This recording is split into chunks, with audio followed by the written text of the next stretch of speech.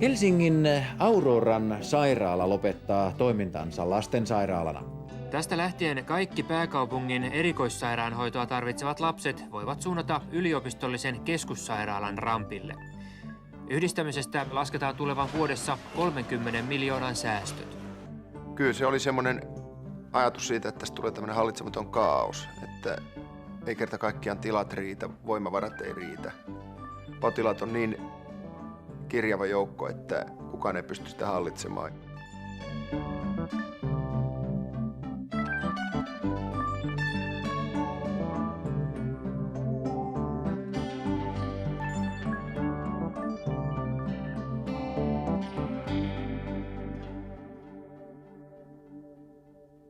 Monet toimintaympäristössä ja työn kohteessa tapahtuvat muutokset aiheuttavat näitä muutospaineita, ja niiden toteuttaminen saattaa edellyttää hyvin usein myöskin näiden toimintaa ohjaavien peruskäsitysten muutosta, eli toimintakulttuurin muuttumista. Yhtiömme muuttuu 3 kuukauden siirtymäajalla oppivaksi tiimiorganisaatioksi. Tiedotteet löytyvät tästä lähtien sähköpostista. Tarkkaile emailia.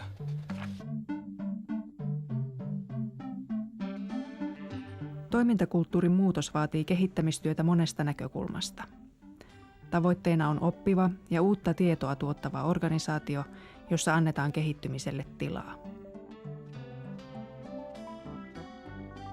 Muutostyössä oppimiselle on järjestettävä oma aikansa ja paikkansa. Vuoden 1996 syksyllä, kun oli tiedossa, että Auroran sairaala ja HYKSin lastenklinikka tulee yhdistymään seuraavana kesänä, niin lastenklinikan johto otti meihin yhteyttä ja pyysi ikään kuin tukea tämmöisen yhdistymisprosessin läpiviemiseen. Viipymättä sitten asioita ruvettiin suunnittelemaan. He tulivat tänne paikan päälle ja me perustimme sellaisen ohjausryhmän ja työtavaksi sitten valittiin tämä muutoslaboratorio. Ideana se, että henkilökunta pääsisi itse vaikuttamaan oman työnsä muotoutumiseen, kun 2 hyvin erilaista sairaalakulttuuria yhdistyy ja niiden henkilökunta myöskin pannaan yhteen. Määräyshän oli se, että sairaalan johto ei saa osallistua tähän muutoslaboratorioon, että me olimme vain kerran sitten loppuvaiheessa siellä ja seurasimme kyllä raportteja ja saimme muistiot. Alussa tietysti oli tällainen voimakaskin huolten purkamisvaihe. Ei kai lastenklinikalla kukaan halunnut ketään mistään ottaa pois, eikä Aurora halunnut ketään työntää mihinkään, vaan kyllä tämä varmaan on ollut poliittinen päätös pitkälti. Kyllä me kaikki se tiedetään, että poliittinen toiminta lisääntyy, totta kai, mutta sehän vie huomattavan paljon vähemmän tilaa. Olisiko se sitten kuitenkin niin sellaista toimintaa ja vähenevää potilasmäärää? Totta kai jokainen oli sitoutunut omaan sairaalaansa, että siihen tuli semmoista parempi, hyvempi, huonompi asetelmaa. Jännästi, että meillä osataan se ja teille osata tätä ja tätä kaikkea, että kuinka me voidaan ikinä kuvitella, että te osaisitte vähän tällaista tehdä niin hyvin kuin me ollaan osattu.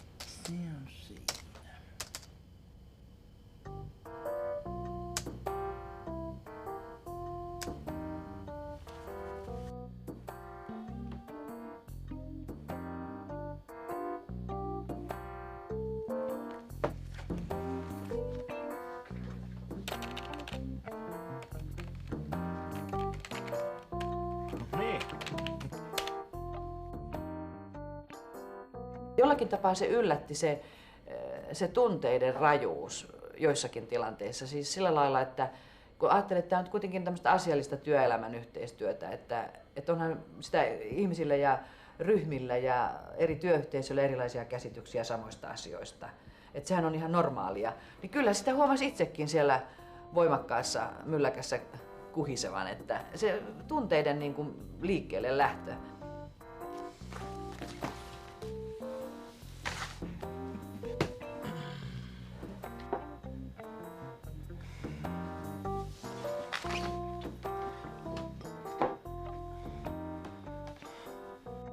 Ja näiden niin kuin eri traditioiden yhteensovittaminen oli se ensimmäinen askel.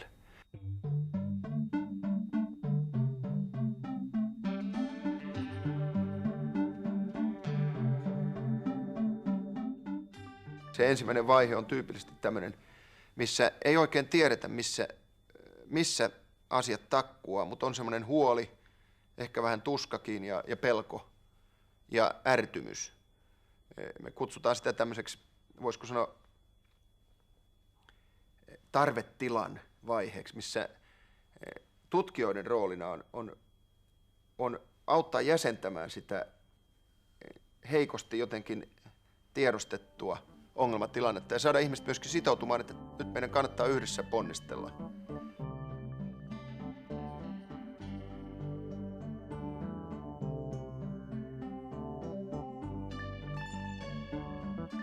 Vaikea oli aluksi ajatella, että mitä se tuottaa, koska ei ollut semmoista koskaan kokenut.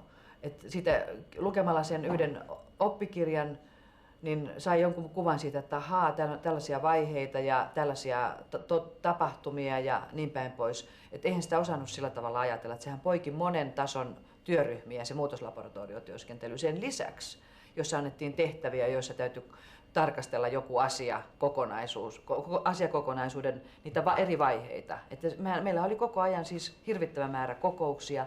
Että ainut ikävä puoli oli se, että kaikki, jotka halusi, niin ei päässyt osallistumaan, kun tämä potilastoimintakin piti hoitaa.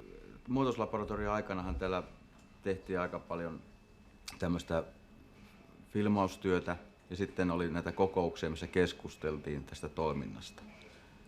Ja kaiken tämän pohdinnan ja keskustelun tuloksena sitten tietysti asioita kyseenalaistettiin ja esitettiin muita ratkaisuja. Esteettisesti sen näköinen ei tämmöistä ATK-aikakautena tämmöistä ei. Siinä oli lokerikot, joissa oli erityisvastaanotolle tulevien potilaiden hoitotyön kertomukset, mahdollisesti röntgenlähetteitä tai vastaavia. Siis ihan sileäksi tämä pöytä. Tässä ei tarvitse olla papereita näin paljon. Eikä tätä, että tässä käydään jatkuvasti meitä ihmettelemässä, kyselemässä ja katsomassa. Se on se grafiikki koko ajan. Ja tässä ilmoittautui potilas. Hän sai tämän paperinipun käteen, meni sinne omalle vastaanoton odotusaulaan. Siellä oli pieni lokerikko, mihin hän pani nämä paperit. Ja sitten tältä erityisvastaanotolta sairaanhoitaja sitten teki semmoista edestakaista liikettä, kun hän kävi katsomaan, ketä on ilmoittautunut ja näin päin pois. Nyt tämä on sujuvampi. Meillä on kaikki nämä röntgenkuvat ja sairaskertomukset siellä vastaanottojen kansliassa. Koneelta seurataan tilanne, onko potilas ilmoittautunut vai ei. Jos hän on ilmoittautunut, niin me tiedetään, että hän on siellä odotusaulassa ja voidaan sieltä sitten hakea sinne vastaanotolle tutkimuksiin. Tämä on hyvin semmoinen yksinkertainen pieni ratkaisu, mutta toimivuuden kannalta erittäin tärkeä. Että vaikka potilaita on tällä hetkellä enemmän kuin viime keväänä, niin ei ole ruuhkaa. Me puhutaan siinä tämmöisen peilin virittämisestä, että aineisto, joka paljastaa häiriöitä, ongelmia, mutta myöskin semmoisia käytännön uusia mahdollisuuksia ja innovaatioita. Ja tämän aineiston analysoinnissa sitten tarvitaan aika vahvoja teoreettisia työkaluja. Eli siinä tarvitaan tätä toimintajärjestelmän mallia. Siinä täytyy löytää yksittäisten häiriöiden ja ongelmien takaa tietty systeemi, ja siihen systeemiin historiallisesti muodostuneet tämmöiset rakenteelliset ristiriidat, jotka vaatii ratkaisua.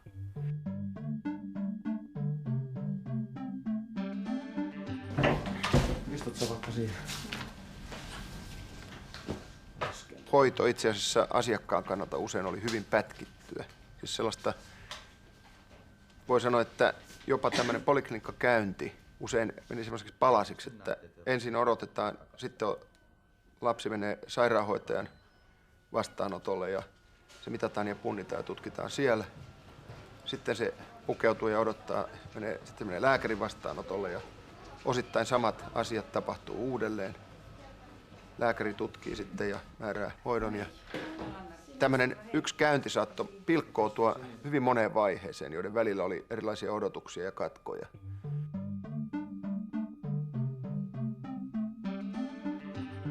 Katsotaan aina sitä työn kohteena olevaa asiaa tai potilasta tai sairautta, millä työvälineillä sitä käsitellään, kuka käsittelee, ketkä on siinä tekijöinä. minkälaisilla säännöillä, mikä on heidän työyhteisönsä luonne ja sitten mikä on se työnjako. Kun ne saadaan niin kuin nimetyksi ja tunnistetuksi, niin silloin voidaan niin kuin sanoa, että nyt rakennetaan uusi kulttuuri, vaikka se kestäisi 5 vuotta tai kuinka kauan tahansa, niin meidän täytyy olla visio, jonkinlainen näkemys siitä, että minkälainen me tästä halutaan vuonna 2000 tai 2005. Ja silloin kun se saadaan esiin, eli uusi toimintamalli rakennetuksi, niin silloin me ollaan tässä kehityssyklissä tavallaan semmoisessa käännekohdassa. Tämä ekspansiivisen syklin käännekohta on se uuden mallin löytäminen. Koska siitä sitten alkaa se, että se pitää toiminnallistaa.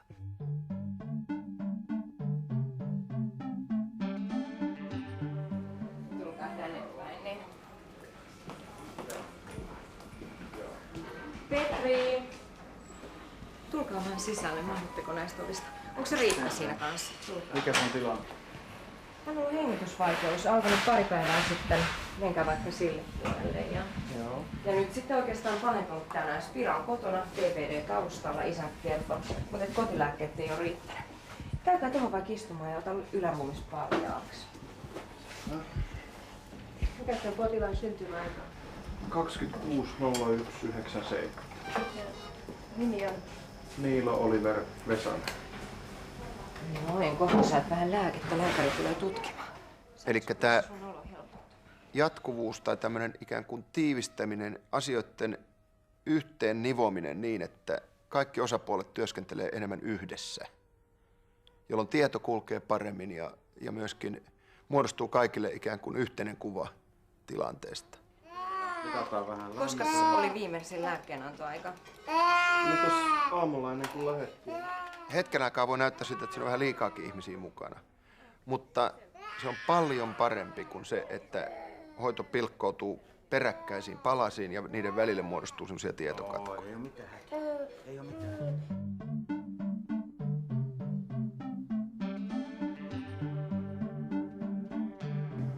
Nyt on tilanne se, että kotona ei enää tällä kotilääkityksellä ole pärjätty. Joo. Kuunnellaan ensin vähän päivän tuumisarttia. Se on myös nopeampaa ja voi sanoa säästeliäämpää. Mutta ennen kaikkea se johtaa parempaan laatuun. Ja se on asiakkaan, eli sen potilaan ja hänen vanhempiensa kannalta turvallisempaa, koska ne ei joudu niin kuin koko ajan miettimään, että tietääköhän tämä nyt ihminen sitä, mitä edellinen teki. Eli heillä on heti semmoinen varmuus siitä, että kaikki osapuolet on selvillä tilanteesta. Ja juuri tämmöisen, voisiko sanoa neuvottelevan solmutyöskentelyn, siis kaikkia osapuolia hyvin yhteenkytkevän työskentelytavan löytäminen tässä on ollut kysymyksessä. PVK, CRP. Selvä. Köyhkukuva. Selvä. Okei. Lähdään hetken päästä.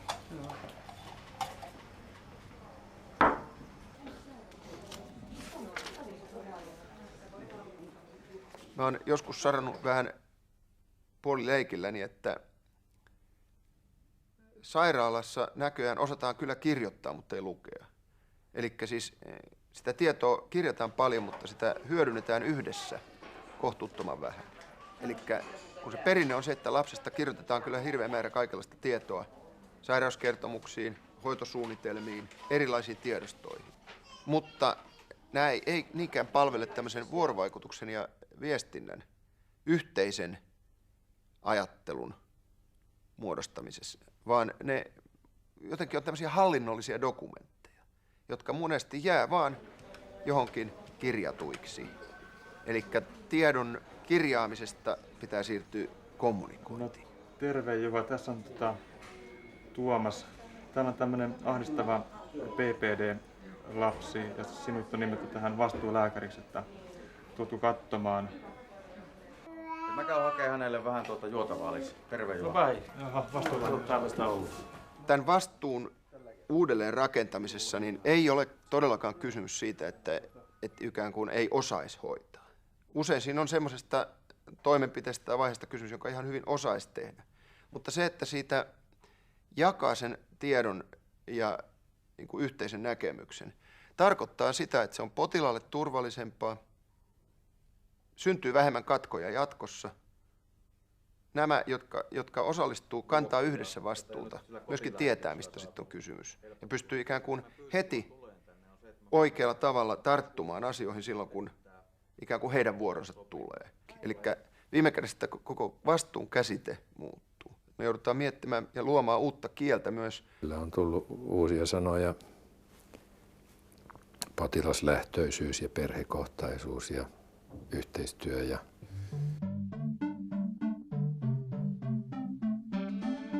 työ käsitteellistyy monessa mielessä. Jos ajatellaan, että ensinnäkin siinä mielessä, että työntekijän tulee hallita työkokonaisuuksia laajemmin, ei vain enää yksittäistä työsuoritusta, vaan hänen pitäisi ymmärtää se koko työprosessi tai se palveluketju, missä hän on yhtenä osana, niin laajemmin. Eli hänen pitää ikään kuin käsitteellisemmin kuin aikaisemmin ymmärtää työtään. Meidän tässä toiminnassa, mikä myöskin kirkastui kyllä tämän viimeisten vuosien aikana, niin on paljon, me käytetään käsitteitä, joita me ei olla määritelty.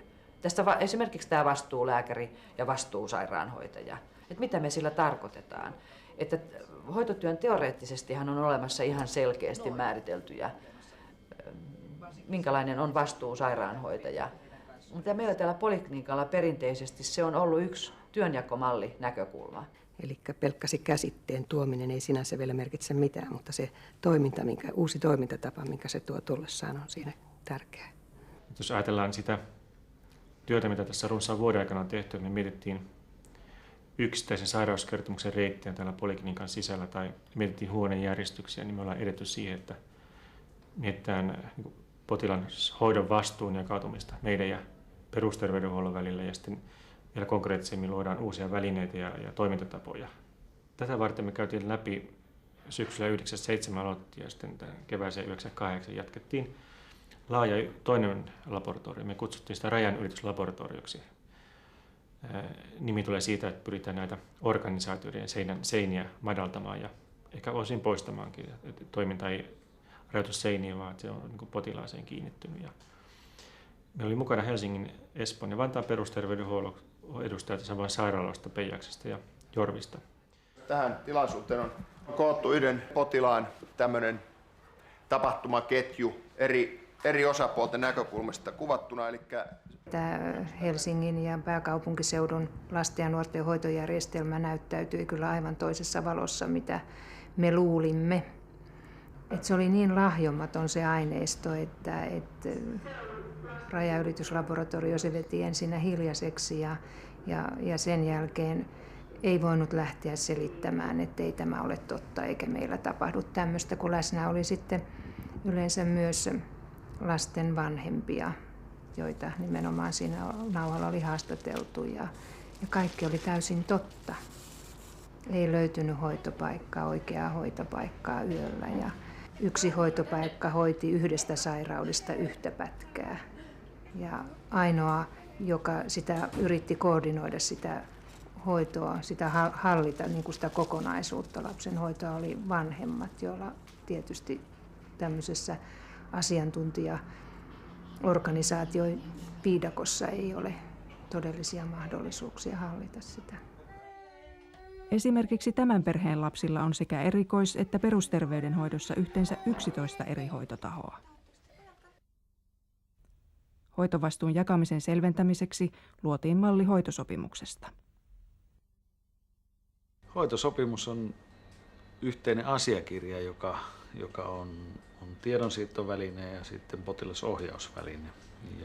Ja sen laatii ensinnäkin potilas tai lapsipotilaiden osalta niin potilaan vanhemmat, erikoissairaanhoidon lääkäri ja hoitaja ja sitten terveyskeskuksen oma lääkäri ja oma terveydenhoitaja. Hoitosopimukseen liittyy ihan kiinteänä osana selkeät yhteydenottotavat, yhteystiedot. Tietää ihan tasan tarkkaan, että kenen henkilöön, mihin numeroon otetaan yhteyttä.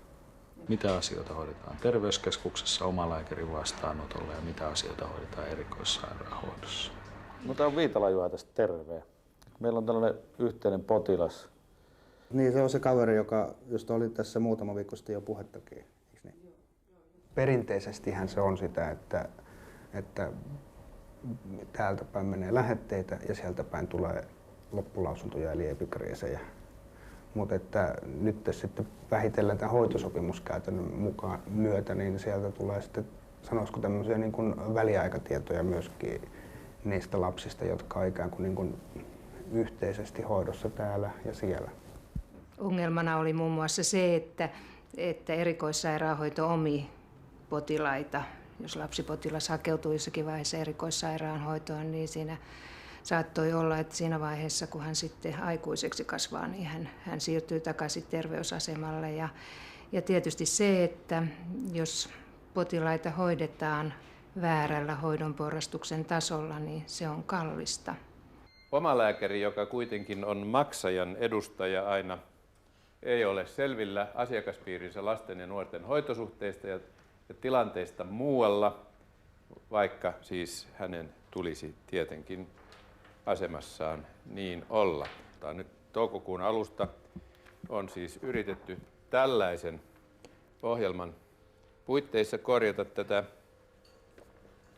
tilannetta. Kokonaishoidon suunnittelusta, seurannasta ja hoitoverkoston hallinnosta vastaa koordinaattori. Nyt siis määritellään. Mitä hyötyä tämmöisestä hoitosopimuksesta on nyt teidän tapauksessa? No siinä tietysti se, että se tieto niin kuin se kulkisi. Ja sitten se, että me ollaan nyt vähän vähemmän käyty tällä meidän neuvolalääkärillä, mutta se, että kun hän sitten saa tämän perusteellisen tiedon, niin kenties me sitten rohkeammin voitaisiin käydä hänen luona niin kuin esimerkiksi just korvia näyttämässä ja sillä lailla, että mitkä on kuitenkin hänelle sitten, hän varmasti osaa niistä sanoa, että miltä näyttää ja tarvitaanko lääkekuuria. Että heillä tämä on ilmeisestikin ensimmäinen kerta, kun on tämmöisiä keskoslapsia ja lapsia, jotka sairastaa PPD:tä. Niin ei heillä ole välttämättä sitä kokemusta ja tietoa siitä, että mitä se vaikuttaa lapsen kehitykseen. Ja kyllä mä ainakin uskon, että se lisää sitten tämän meidän oman lääkärin kykyä hoitaa poikia. Jos hänellä tulee sellainen tilanne, että tarvii tietoa, niin hänkin tietää sitten, että mistä sitä voi kysyä ja tarvittaessa ohjata meitä sitten eteenpäin. Osa lääkäreistä tietysti pelkää hieman sitä, että tuoko se lisää työtä, kun muutenkin ollaan aika tiukoilla. Miltä se näyttää? Olisiko se tuomassa lisää työtä? No tietysti se tuo lisää työtä, jos katsellaan vain sitä hoitosopimusta, joka liikkuu ja johon pitää reagoida, mutta jos katsellaan sitten potilaiden hoitoverkon hallintaa ja sitä tämmöisiä päällekkäisten käyntien poistamisia ynnä muita, jotka on seurauksena siitä, jos tämä hoitosopimus toimii, niin silloinhan se loppujen lopuksi säästää työaikaa. Näytän tarkasteltavaksi aivan muutaman esimerkkiotteen, jotka mielestäni näitä eri puolia havainnollistaa. En ole kuullut kenenkään tehneen, enkä ole yhtään nähnyt. Nämä mun potilaat on olleet vuosia hoidossa olleita potilaita, vaikeita, jatkuvasti seurannassa olevia. Näillä potilailla on myös muita erikoisaloja. En tiedä, tekeekö joku muu näille sopimuksia. Kyllä hoito on pirstoutunutta ja koordinoimatonta. Nämä ongelmat koskevat näitä munkin potilaita. En ajatellut, että tämä koskisi kirurgisia potilaita. Tämä on hyvin kuvaava tästä ristiriitaisuudesta. Toisaalta kyllä siitä varmaan aika lailla hyötyäkin olisi, mutta enpä nyt taida tehdäkään juuri mitään tälle. Kuka ottaa sen ajan ja selvittää, kuka on se vastuulääkäri ja sitten tekeekö jokainen vastuulääkäri kuitenkin omalta alalta sen hoitosopimuksen, koska enhän mä voi tietää, miten joku käsianomalia hoidetaan Kirran poliklinikalla, enkä mä voi tietää, mikä on epilepsian jatkohoitosuunnitelmalla neurologisella poliklinikalla, kun potilas käy mulla astman takia. No joo, nyt on peeveli.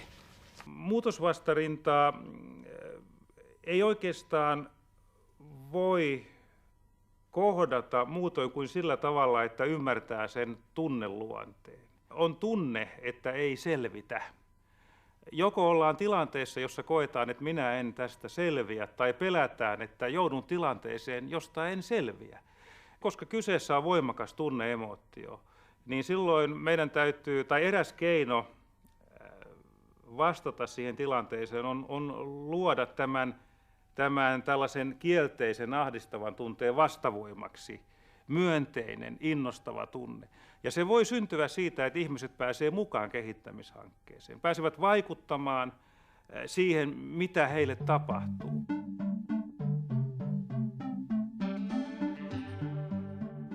Tervettä muutosvastarintaa on siinä suhteessa, että se saattaa merkitä myöskin tervettä kriittisyyttä kaikille ulkopuolisille vaikutuksille.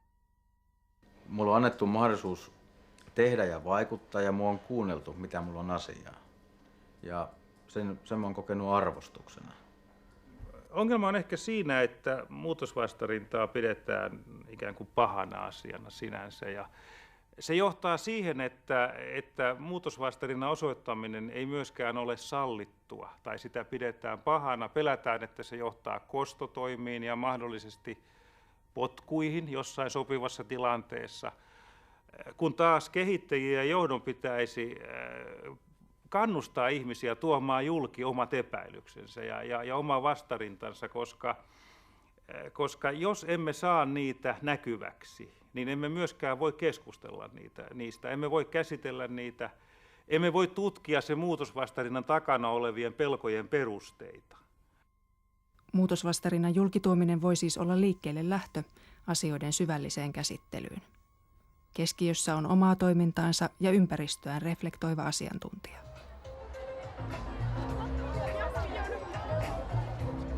Sä teet tätä työtä myös vapaaehtoisesti. Miksi? Jaa, se on vaikea sanoa. Tekee sitä, mikä on mielekästä. Jos sä teet jotain vapaaehtoisesti, niin se ehkä ei tunnu niin työltä. Ja joskus se rajoittuu johonkin tiettyyn ryhmään. Se voi olla esimerkiksi just tämmöinen Punaisen Ristin ammattilaisklubin kokous, missä käy. Tai joku muu tapaaminen, esimerkiksi joku päihdeongelmainen asia, mikä ei välttämättä liity edes lastensairaanhoitoon. Minusta on erittäin tärkeää, että meillä on semmoinen verkostuminen olemassa, että me tunnetaan henkilöitä, me tunnetaan heidän työtä ja vaihdetaan ajatuksia. Ja mitä enemmän me tiedetään toisen työstä, niin sitä helpompaa se on kaikille. Että ei tule tietynlaista asennetta, ylimielistä asennetta tai vähättelyä. Koko ajan tämä tietotaito, osaamisen ajantasalla pitäminen, niin se on ihan kokopäiväistä työtä. Totta kai se tapahtuu samanaikaisesti, kun sitä tekee. Että se on niin kuin sitä learning by doing. Mutta samanaikaisesti se on niin kuin sitä, että on aktiivisesti pidettävä oma kirjasto ja koko se toiminta, mitä tapahtuu vapaa-ajalla, niin ikään kuin osa siitä tapahtuu koko ajan tämän työn eteen. Eikä se ole tavallaan mikään rasitekaan, onhan se toki joskus rasitekin, kun aina on jotakin kirjallista työtä ja lukemista, mutta se on kyllä enempi kiinnostavaa.